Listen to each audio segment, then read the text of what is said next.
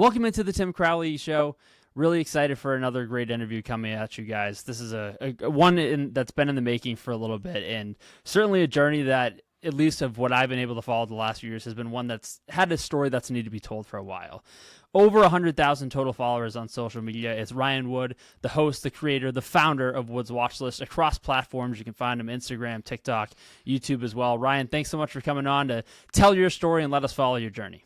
Yeah, thanks for having me, Timmy. I feel like I'm getting a Jason Kelsey intro right there from New Heights. I hope we didn't blare anybody's ears out, but to be fair, that is for good reason when he's able to do it. Yeah. I think as we start this, there's 1,000 different directions that I could take it, but for people to start to get to understand you and your content and what you've built over going on about a year and a half, where did this love for movies and TV come from? Because this is the basis of your content, a lot of reviews, really good content that you've been able to form going back to the end of 2024. But I know that it's not just, okay, that started and then. That love for this content you do started a long, long time ago. Yeah. So I've pretty much loved movies and TV my entire life. It's just kind of something that I've grown up with in my house. The big thing was kind of growing up at the end of every night, I would always watch shows with my dad and brother. We have a few recliners in our basement here, and we would just pick a different show. We started out with Sons of Anarchy was kind of like the first big show we watched together.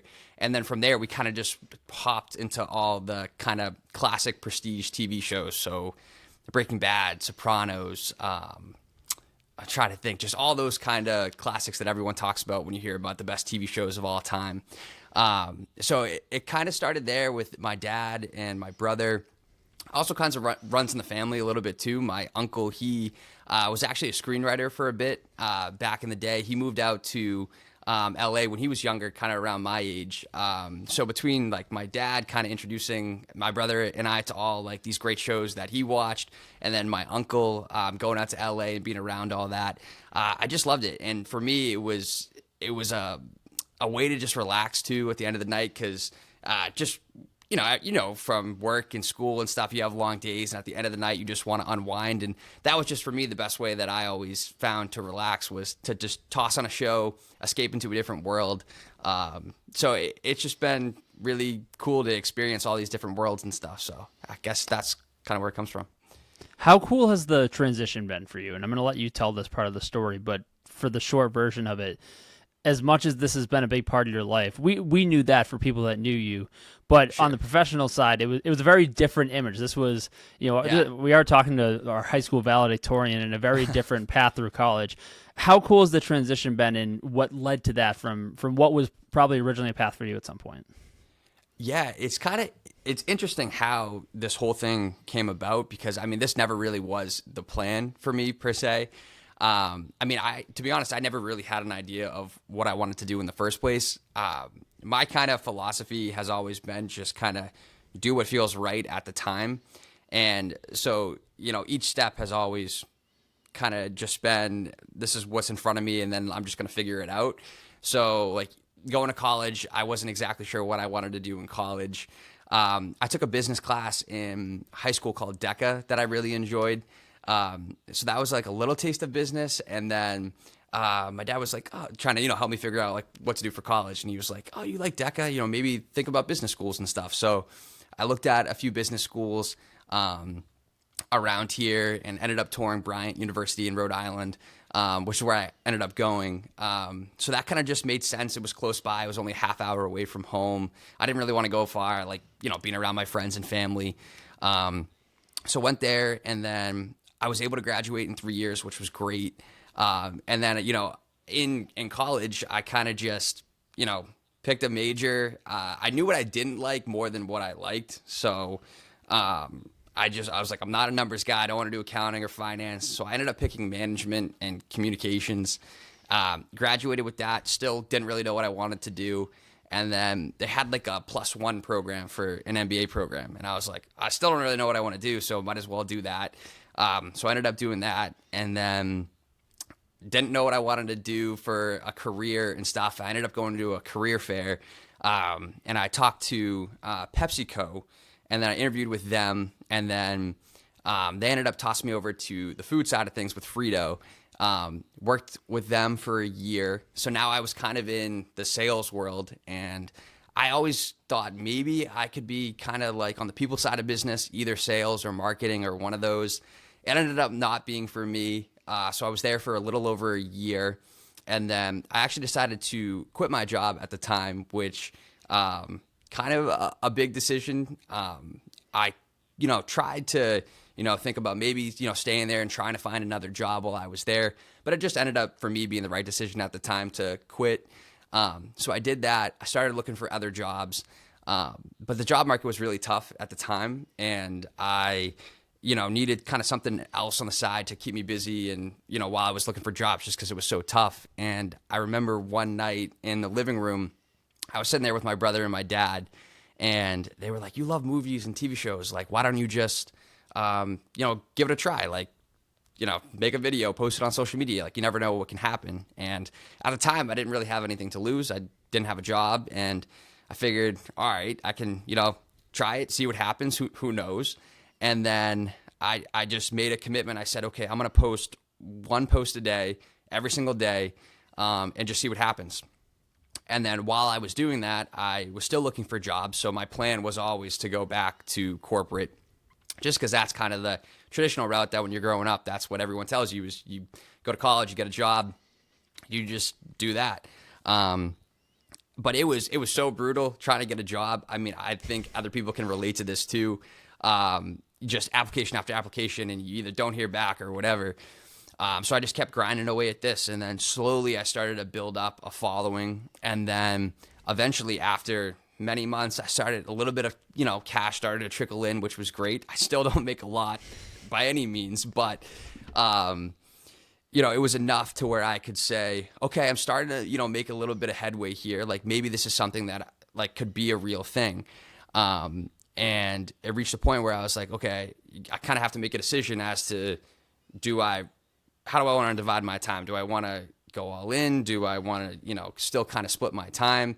And, right now I'm at the stage where I'm trying to make this my full-time career and living. And, I'm not at the point where I can, fully be comfortable saying that. Like, I'm still trying to feel out what makes sense for me. But for the time being, I don't see this Woods Watchlist going anywhere in my life. And so it's kind of been a crazy path of just being, a kid in your 20s trying to figure it out, I really still have no idea what I'm doing. I'm just trying to, do my best and try to make something happen.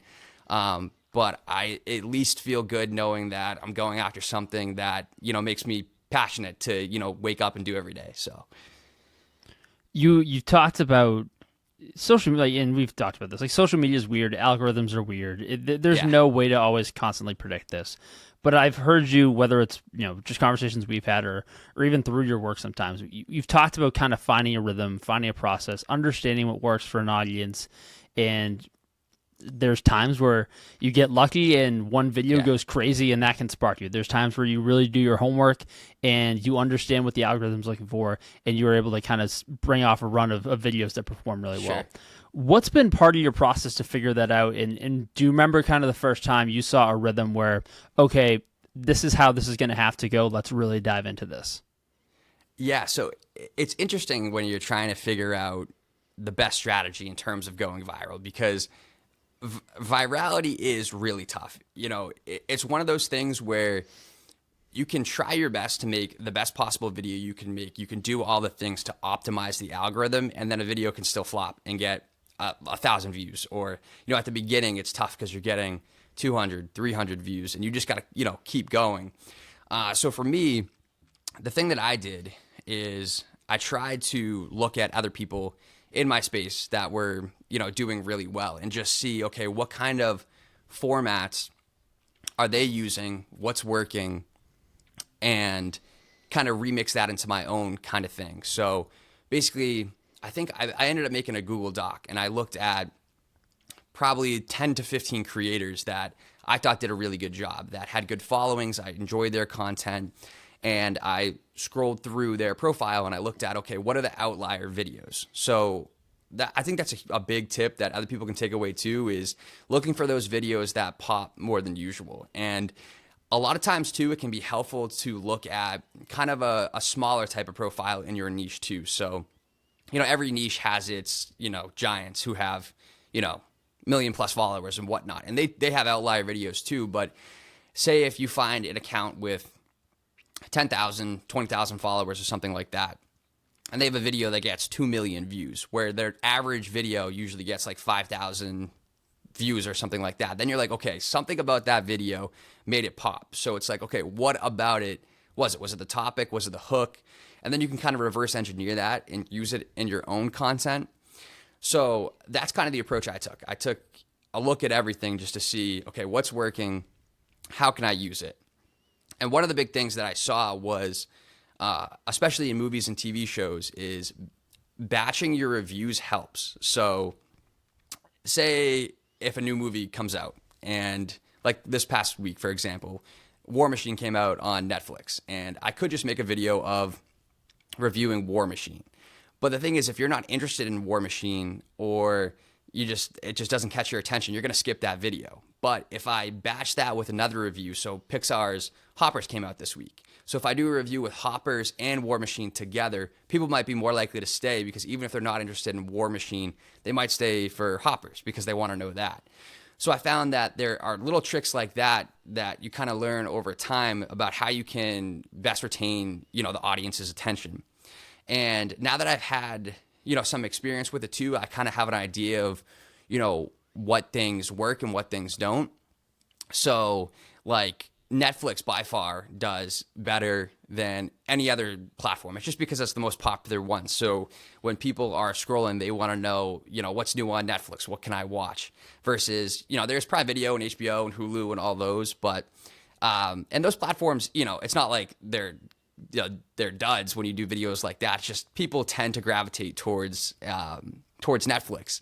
And the other thing too that I'm noticing is that TV content is doing a lot better than movie content too, just because people aren't going to the movies as often anymore. Now that there's all these streaming services and all these options, a lot of people just want to stay home and, watch shows and movies on their couch, and you can't really blame them. So it's like trends like that too, you try to tailor, into your content. So when I go to plan my content out for the next week, I think, okay, are there any Netflix shows coming out? Like, is there any show that I want to highlight this week that I think has a chance to, pop and go viral? And, in terms of TV shows, like I really want to get an idea of what shows are coming out on which day, and how can I batch TV shows into review to kind of get the best chance to go viral. And especially too, people's attention spans are absolutely cooked on social media. Like you have literally like less than 3 seconds. Like it's immediate, like whether or not they want to watch your video or not. So like the hook is so important in terms of getting people to stay, because it's just so easy just to keep like this. Everyone, doom scrolls nowadays. And if you don't have anything that stops the scroll, you're screwed.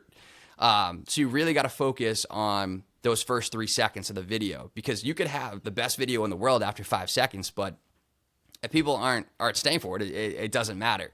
So that can be kind of humbling too when you make these, or in your head, you make these videos that you think are great, and then you look at it and you're like, okay, no one even saw the last half of the video because the retention graph is just like falls off a cliff. So that part can be, really tricky too. But now even one other thing I wanted to say was, from the beginning, I kind of did this process kind of myself, but there are tools that can help you do this too. So I use this tool sometimes too called sandcastles.ai.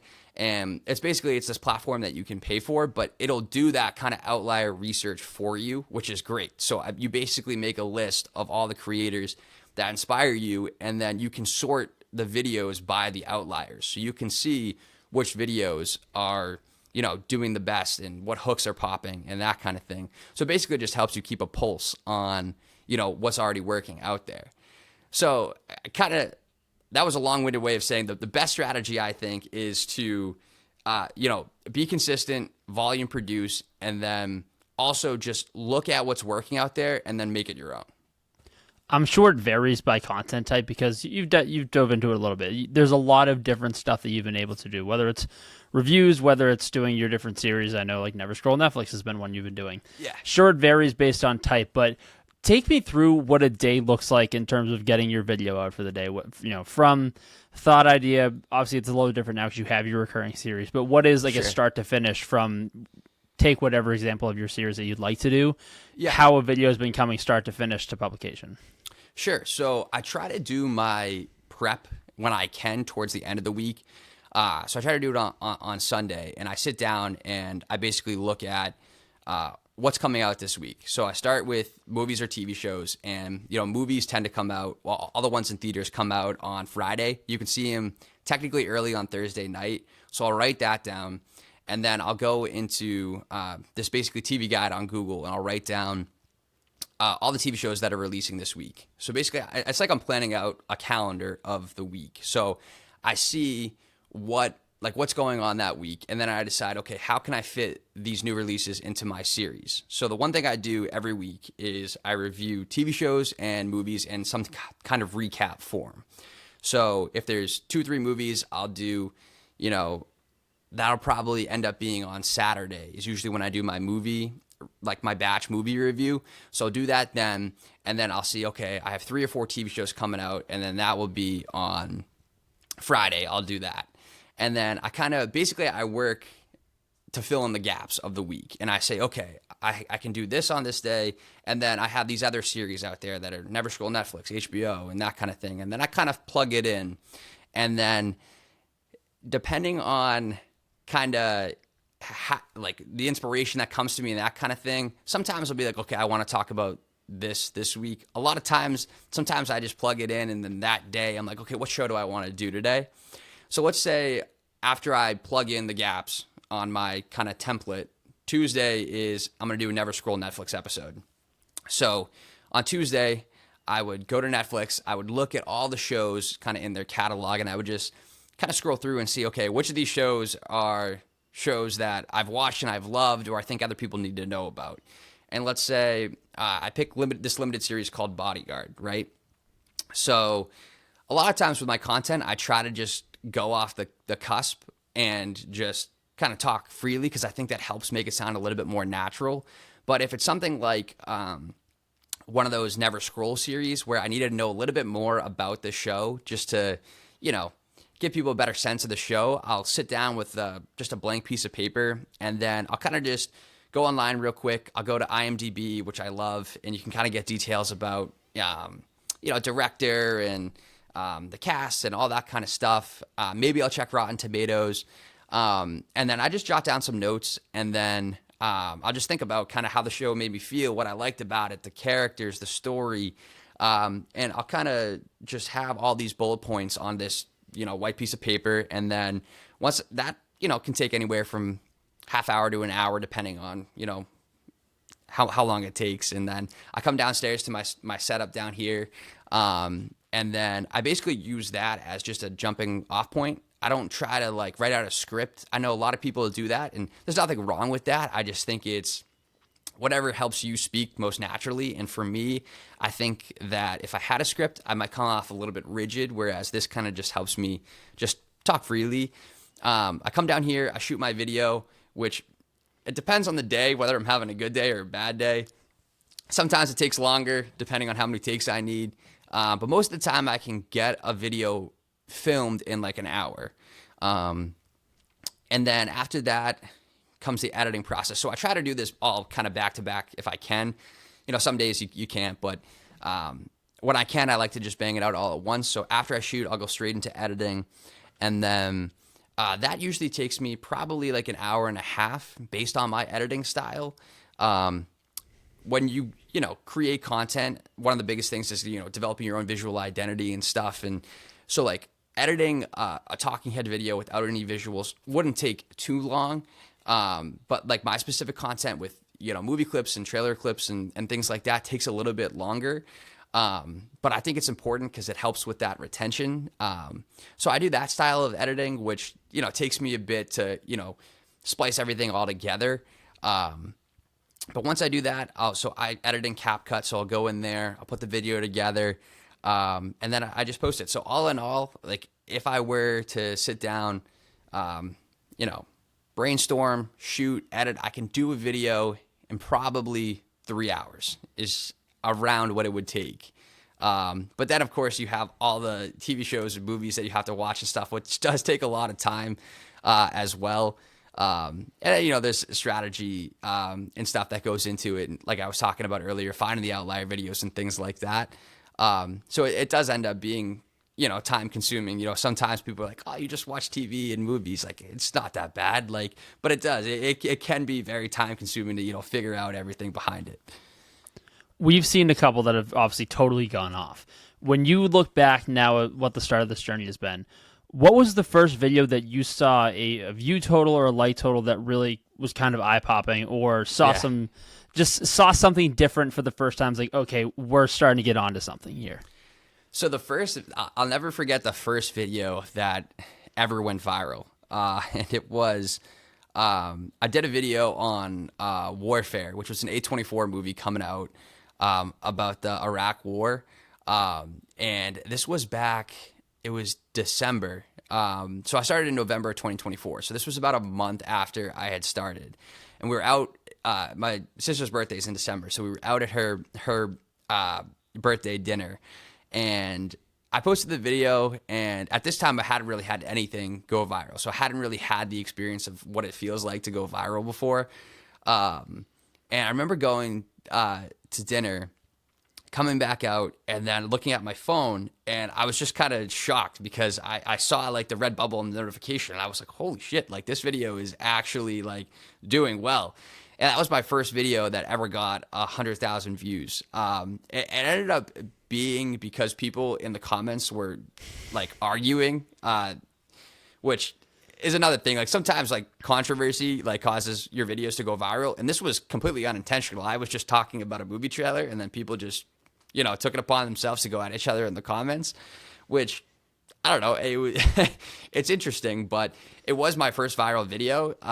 So I'll never forget that, just because the first time you see those notifications pop up on your phone, it's shocking because you don't really expect it at the beginning. But then I'm trying to think as to a time when I had a little bit more traction. What's the highest so far, like views that you can remember? So the highest views I ever got was on. There was a time when I was trying movie clips and TV clips, because I noticed that was another thing that was doing really well on Instagram. So I tried to pick out some clips and stuff, and I had a clip from Peacemaker, the DC show. It got like 12, 13 million views on Instagram, ridiculous, which is insane. Like I can't even. It had a million likes, which I can't even comprehend. Like a million individual people going on one of my videos and liking it. So that's like my most liked ever, but I feel like that's kind of like cheating because it's not really me. It's it's a clip. But then we'll take that. We'll take that route then. What is So what is the highest viewed video with Ryan Wood's face on it? Sure, let's put it that way. So that one, I have a video with I think 1.1 million views on TikTok. So that was a really cool milestone for me too, is like the first video to cross like 1 million views. And it ended up being, it was kind of the TV show thing I was talking about earlier, where I reviewed 3 TV shows and then kind of reviewed them all at once. And it took off, and it's not one of those things too. Like I was saying earlier, you never really expect, or at least for me, I guess, like you never really expect a video to do that well, just because you're so used to a certain baseline number of views. I mean, you always hope a video is gonna go viral, but when it does, it's really special. It's which is again like if you have to like understand like how weird that feels of like, okay, you're grinding on this for months, and it's like, whoa, like 1 million people saw like this that I made. Yeah. Or like in that case, again, like 1 million people now have like seen you, like, which is the point of this. Like you really want to grow this, but it's insane to think about. Yeah. That is a big milestone, right? I think of a couple more that I think a lot of people, when they start creating, they're trying to strive for. Do you remember what one of the first, whether it was a brand deal, whether it was, a network wanting to reach out to collab, other people wanting to reach out to collab, what were the first couple of those, or even just the first one that really stood out to you of, okay, now this is what we want to try to build, we want to collab more? What was that one for you? I think the cool thing about this journey is there's a lot of like pinch me moments that like happen at each level that you get to. Like I remember, like certain followers are pretty cool. Like I remember Sharon Stone followed me, which was crazy. I had like the founder of Silly Bands. That was another one that was like, that's pretty cool. But then there's things like you get your first PR box, which is really cool. And that's one of those things you see other people that are in the space, like get their, merch and different things like that. And it was for Task, which is an HBO show from last year, which is my favorite show from last year. And I got this hat. Really cool. And then just a few weeks ago, I went out to LA for my first like content creator event. And that was insane too.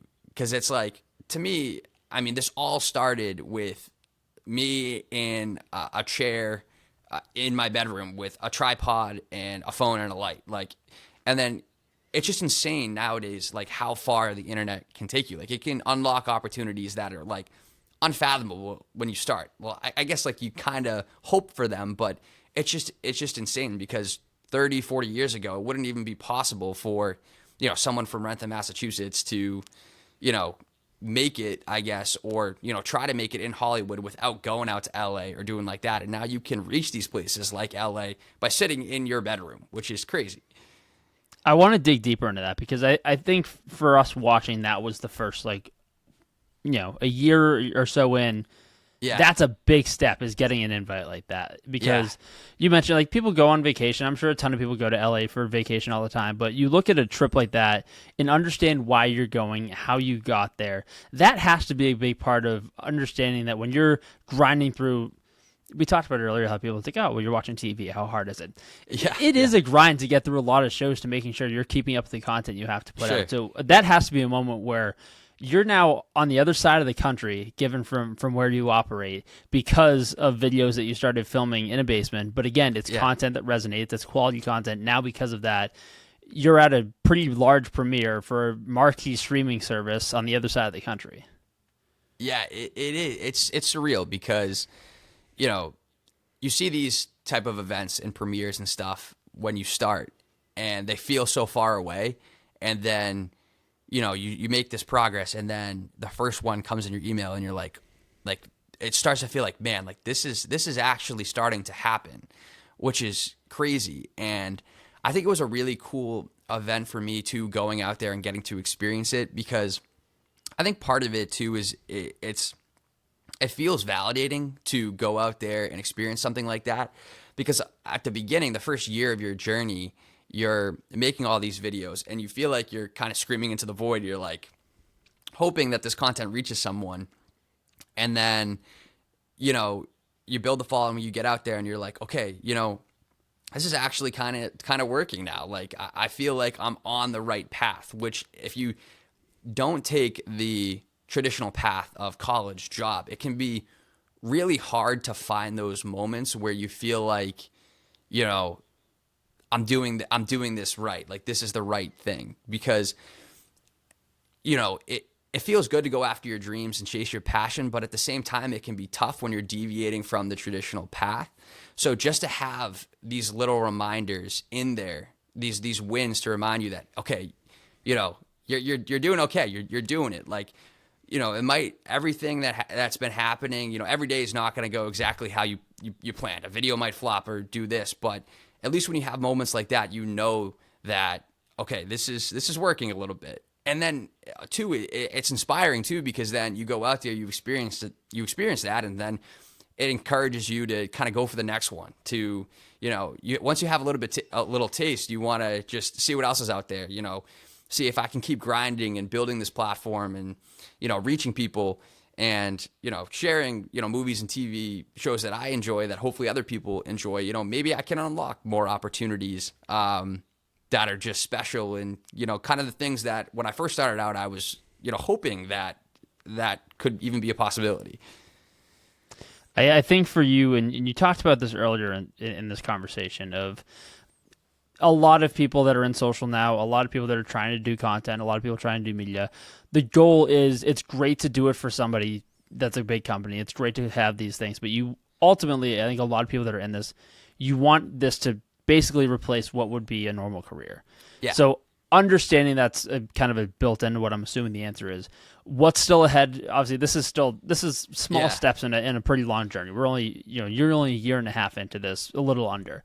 What's still ahead? What is kind of the next few goals that you have? But what do you want to see Woods Watchlist eventually turn into when we're having this conversation back years from now?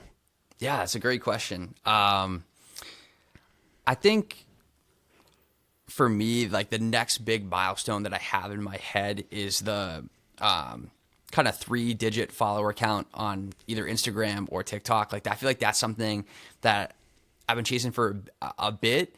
I just think like it's really cool when you can add like either a letter or a number to the top of your profile. It just feels really cool. Whether I mean, I'm not even close, but like a K to an M, or you add a K for the first time, or you see the second digit for the first time. Like I feel like the third digit is kind of gonna be a big moment for me. Again, just one of those validating moments that like, okay, I'm doing this, I'm on the right path. But I don't exactly know what's next. I think for me, it's gonna be trying to do some more brand outreach and build more kind of connections within the industry.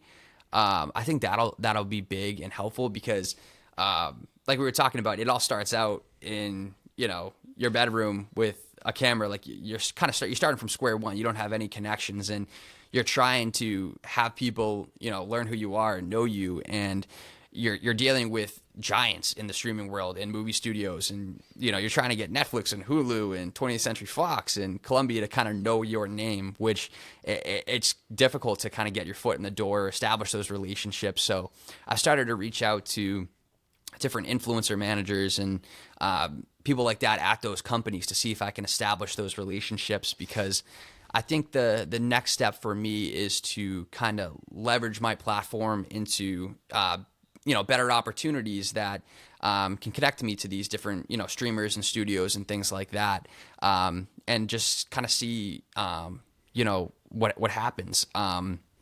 So I think becoming more connected, obviously the growth of the platform, like I was talking about earlier, would be cool. And I think too, for me at this time is trying to make this a little bit more sustainable over time.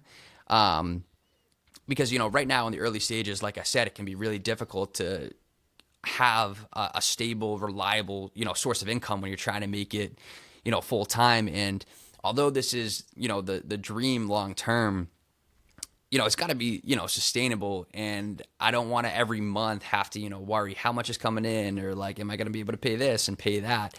Which is kind of like the reality of content creation. Like it's one thing to say like, oh, like I'm out there chasing my dreams, but like, okay, it also has to make sense. It has to be, feasible and stuff. And, right now I'm lucky enough to where, I'm young, I live at home. My expenses are pretty low.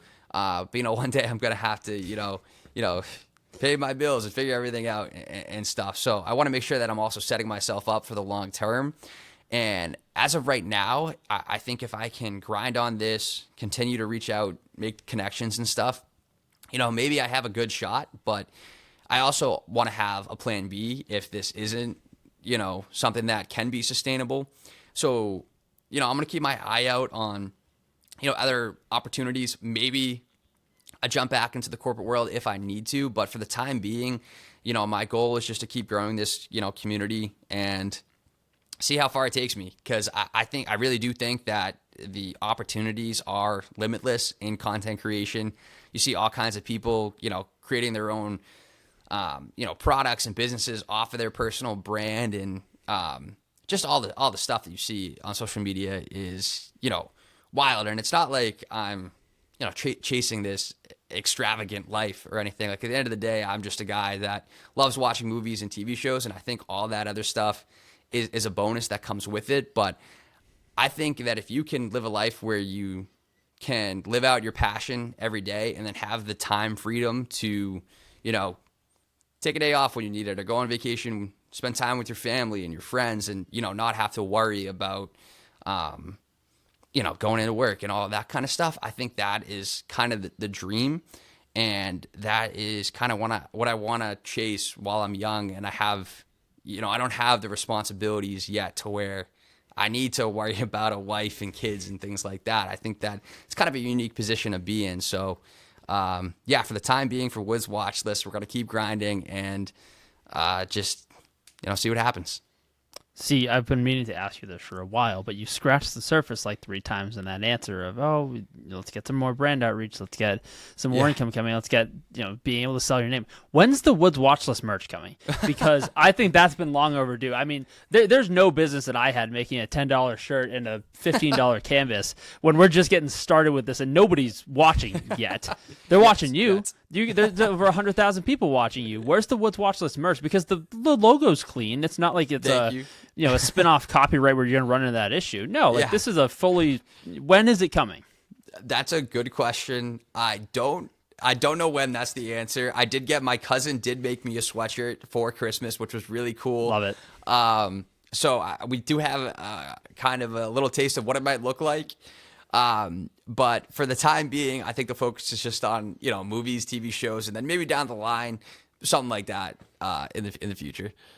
We have a few quick things before you get you out of here, but the last big one for me, I've given you as an example to other people that I've talked to that want to kind of start to do some realm of creation, some sort of social media stuff where you point to how do you get started, how can you really grow? And I point to you for kind of the path to do that. When you maybe have people talk to you about it, it's a pretty easy answer, and I've heard other people that I kind of like talk about this. Of there's really no negative to posting on social and trying because either it doesn't work. It's not don't go full in if you don't want to. But again, this is something you can start on the side and kind of watch it build while you're still doing your main job or whatever it is. But if things start to pop up and you're in the middle of what you're already doing, okay, that's great on the side. And if it overtakes it, great, you get to jump to it. For you, if you had to tell people why should people try social? Why should people try to create when they can? I think the best thing about content creation is it gives you a chance to monetize your passion, which I think is something that is so rare, where I think that, a lot of times you have to do what you have to do to survive. You have to get a job and do that, pay the bills, all that. But I think in today's day and age where you can start, basically what I did, or the way I like to think about it, is when you start a personal brand, you are starting a business with zero upfront cost, which is absolutely insane. Like, that is something that, 50 years ago, isn't a possibility. Like, if I wanted to start a business 50 years ago, I would have had to put a down payment on a factory or something for hundreds of thousands of dollars. Like, you can literally pick up your phone, record a video it costs you nothing to do it. And like you said, the downside of it, you put yourself out there. If it works, great. If it doesn't, the thing that I hear that is also a good way to look at it is nobody sees it anyways. Like, if you post a video and then at the very beginning, 200, 300 people maybe see it, and you can just test it out, see if you like it. If you like it, run with it, see where it takes you. And if you don't, nothing, there's no really big loss from it. So I think that if there is something you love, whether, for me, it's movies and TV shows, for you, if it's, sports or music or something like that, and if you feel like you have something to share with the world, I say you go after it. 'Cause you really don't know where it's going to take you. It's already taken me to LA a little over a year, which is amazing. And who knows where it's going to take me a few years from now. So I think have a dream, chase it. Let's go rapid fire with Woods Watchlist before we get him out of here. Ryan, I know this has been a video you've done before, but I want to bring your answer here and a quick explanation to both. Favorite TV show ever, favorite movie ever. Love it. All right. Favorite movie, Good Will Hunting. Dad's from Boston, so I love Boston. Love the Boston duo, Matt Damon, Ben Affleck. Unbelievable acting from Robin Williams, Matt Damon. I just feel like it's a super relatable, authentic movie. Just great drama and themes about life and love. Just one of those movies that I feel like you can learn a lot from about life. So for me, it's always going to be my number one movie. I feel like I don't see it being topped in my lifetime. That's just me, but we'll see. And then favorite TV show is Game of Thrones. And this was one of those shows I watched with my dad and brother. And I just remember just being absolutely in love with this world and the power dynamics in this universe. There's actually a new Game of Thrones show, Night of the Seven Kingdoms, that just came out. Also phenomenal. Little sidebar. But the characters in Game of Thrones are just phenomenal. Tyrion Lannister, Jon Snow, badass characters. You got, dragons. Just a really cool vibe to the show. Phenomenal storytelling, so intricate. I just think it's one of those shows that once you dive in and you get kind of enamored by this universe, it's one of those shows that you're going to have a hard time stopping. So, who is the dream collab for Woods Watchlist? The dream collab. Oh, company, creator, actor. I've actually never thought about that. But I think Netflix is to me kind of the king of streaming. So I think like a Netflix collab would be really cool. As for an actor, I love Jake Gyllenhaal. I'd say he's probably my favorite actor from End of Watch, Prisoners, which is one of my favorite thriller movies, Southpaw. He's just been in so many great movies that I think it would be really cool to sit down and talk with him. Yeah, I'll go with that. I like the pick. I did try when set building for this episode. I did try to get in front of that question too from our end. Somewhere over there, it's not going to show up on the vertical side, but there's 3 Kevin Costners lined up on VHS. Oh, nice. So that felt important because I don't think he's ever made a bad sports movie, nor will he ever. I know some people have ranging opinions on Draft Day, but I think it's fantastic. Yeah. Vontae Mack, no matter what. This is one of my favorite questions on social. I'll give you 2 lanes for it in case there's not an answer to the first one. Who's the most famous person in your phone? And if it's not one of those, who's been the most famous engagement you've had? Because I know that there are some pretty big actors that have engaged with your stuff. Okay. Famous person in my phone. I don't think I'm at that level yet. Trying to think. I don't think I have any celebrities in my phone yet. So I'm going to go with famous engagement. I had Sterling K. Brown comment on one of my Paradise videos, which was super cool. And then I actually had the other day Bill Lawrence, he created Ted Lasso and Shrinking. He commented on one of my videos, which was also really cool. He's got a new show coming out tonight, actually, Rooster, with Steve Carell, new comedy series that's supposed to be really funny. So it's cool to hear from him too. Wasn't Jennifer Coolidge in there sometime a while ago? There was some other major actress. I'm trying to remember it. It was like an Instagram right? I think she may have. I think it was. Don't leave that out. This is why we got to put this up. Last one. I'm gonna get while I have the access, I have to get my questions in for what's coming up. And we've talked about this a little bit on the side, and I know it was for TV. It was in one of your videos the other day. Yeah. What have the thoughts been on Ted so far? Knowing that this could be sad, it sounds like this might be the only last season of this version just because Seth MacFarlane talks about how expensive it is. So 2-parter for the TV side, what have you thought about Ted so far? I've loved it. And then I know you're not the biggest music fan of him, but coming up in April, what are your thoughts on the Michael Jackson biopic coming up? Okay, good questions. All right, so Ted, season 2, I'm 3 episodes in so far, and I was actually shocked by how wild those first few episodes were. I mean, it's Ted. We all know Ted, like crazy, dirty humor, all that stuff. But I feel like they upped it even more than I expected them to with just how insane it was. And I think it's super refreshing to have a comedy like that because I feel like that comedy is really rare to get nowadays.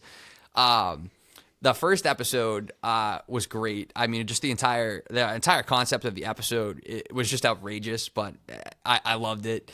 The second episode, watched the other night with my cousin and one of my friends, and we were just dying laughing the entire time. And then episode 3 was the Dungeons and Dragons one, which was also just completely out there, crazy. So I'm really enjoying it so far. I think it's hysterical. So I'm excited to see, what else is in store for the season. And then as far as the Michael Jackson documentary goes, I'm not nearly as big of a Michael Jackson fan as you. But I think the cool thing that I've, seen from the trailers and stuff is I think the main actor is his nephew, right? Yeah. So, I mean, they look just alike, which is crazy. I think that's really cool. But I think they've been doing a good job with the biopics. I think it's a cool genre. Like a Springsteen from last year was one of my favorite movies. I think it was my number 10 movie of the entire year. So I think those movies have a lot of potential. And, Michael Jackson obviously is, potentially one of the biggest celebrities we've ever had. So, I mean, it's kind of crazy that we haven't had a movie of this caliber, like a biopic about him yet. So I'm excited to see what they do with it. I can't say that I'm like over the moon about it just because not that I'm not a huge fan. It's just that I just haven't listened to enough of his music to even be a fan in the first place. So yeah, have to see how that one shakes out, but we're tentatively, excited to see what it looks like. I believe this is the first long-form Woods Watchlist interview, so I'm very happy that it came here. Yes. Where can people find you if we have not emphasized it enough during the show? Yeah, so I am on TikTok, Instagram, YouTube, and then Threads. So I'm on 4. Do you like Threads? I feel like I haven't been on it yet. To be honest, I haven't tapped into like the potential of Threads. Right now it's kind of a cross-posting platform where I have my, video and it kind of ends up on Thread too. But I've seen some cool stuff where like creators will watch an episode and then they'll like write stuff while they're watching it so they can interact with fans as the episode's going on.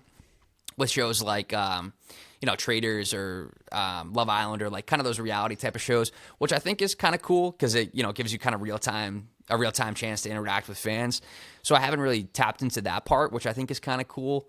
So maybe that's something that I could, explore down the line.